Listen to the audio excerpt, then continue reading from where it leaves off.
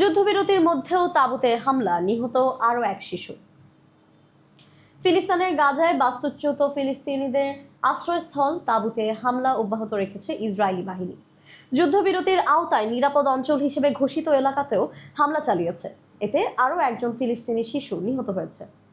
শনিবার আল মাওয়াসি এলাকায় দুটি অস্থায়ী তাঁবুতে ইসরায়েলি ড্রোন হামলায় 15 বছর বয়সী ইসলাম মুসা এবং তার 30 বছর বয়সী ভাই আবদুল্লাহ মুসা নিহত হন। চিকিৎসা সূত্রের বরাতে এই খবর দিয়েছে আল জাজিরা।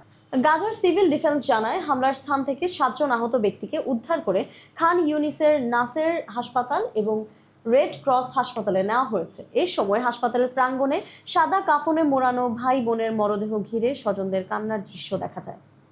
একই দিনে দক্ষিণ গাজার আরেকটি ইসরায়েলি হামলায় কয়েকদিন আগে আহত হওয়া 10 বছর বয়সী ফিলিস্তিনি শিশু ওয়ালিদ ইউসুফ আবু জাজার চিকিৎসাধীন অবস্থায় মৃত্যু হয়। নাসের হাসপাতালের একটি সূত্র আনাদোলু সংবাদ সংস্থাকে এ তথ্য জানিয়েছে। গাজা সিটির পশ্চিমাঞ্চলে বাস্তুচ্যুত ফিলিস্তিনিদের একটি তাঁবুতেও হামলা চালিয়েছে ইসরায়েলি বাহিনী। আল শিফা হাসপাতাল জানিয়েছে, এতে অন্তত 12 জন আহত হয়েছেন। ফিলিস্তিনি রেড ক্রিসেন্টের অ্যাম্বুলেন্স সার্ভিসের তথ্য অনুযায়ী আহতদের বেশিরভাগই নারী এবং দুজনের অবস্থা আশঙ্কাজনক।